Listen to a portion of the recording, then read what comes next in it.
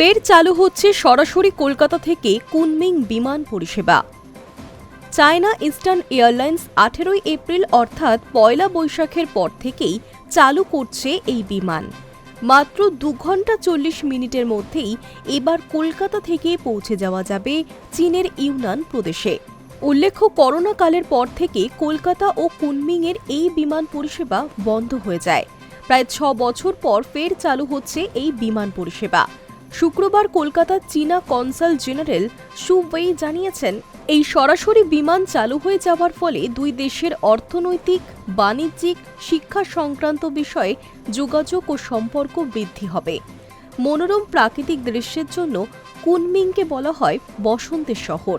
কোনো দম্পতি হানিমুন করতে চাইলে কলকাতা অর্থাৎ দমদম বিমানবন্দর থেকেই চীনের কুনমিংয়ের বিমান ধরতে পারবেন। সপ্তাহে 6 দিন বিমান পরিষেবা চালু থাকছে। কলকাতা থেকে বিমান ছাড়বে রাত 1টা 10 মিনিটে। কুনমিং থেকে বিমান ছেড়ে রাত 12টা 10 মিনিটে তা পৌঁছবে কলকাতা বিমানবন্দরে। অন্যদিকে 10 বছর পর শহরে ফের কলকাতা চীনা দূতাবাস আয়োজন করেছে চীনা চলচ্চিত্র উৎসবের। শু ওয়েই জানিয়েছেন, 17 এপ্রিল সন্ধ্যায় নন্দনে চীনা চলচ্চিত্র উৎসবের উদ্বোধন হবে। 19 এপ্রিল পর্যন্ত নন্দনে মোট 7টি চীনা চলচ্চিত্র দেখানো হবে। হাউ জিয়ানশি, ইন লিচুয়ান, ওয়াং পাও চিয়াংয়ের মতো বিখ্যাত চীনা চিত্র পরিচালকদের পরিচালিত বিভিন্ন স্বাদের সিনেমাও দেখতে পাবেন সিনে রসিকেরা।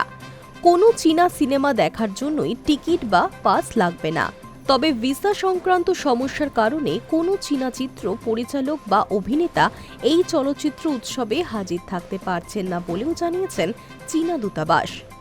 20 এপ্রিল কলকাতায় আন্তর্জাতিক চীনা ভাষা দিবস পালনের উদ্যোগ নিয়েছে চীনা দূতাবাস। ওই দিন মডার্ন হাই স্কুল ফর গার্লসের শহরে স্কুল অব ওয়ার্ল্ড ল্যাঙ্গুয়েজ এবং সেন্ট জন স্কুলে এই অনুষ্ঠান পালন হবে। যোগ দিতে পারবেন যাদবপুর বিশ্ববিদ্যালয়ের কয়েকজন ছাত্রছাত্রীও। কলকাতার পড়ুয়ারা চীনা ভাষায় গান, কবিতা, চীনা সংস্কৃতির অঙ্গ হিসেবে চীনা লণ্ঠন তৈরি, ক্যালিগ্রাফির আয়োজন করছেন।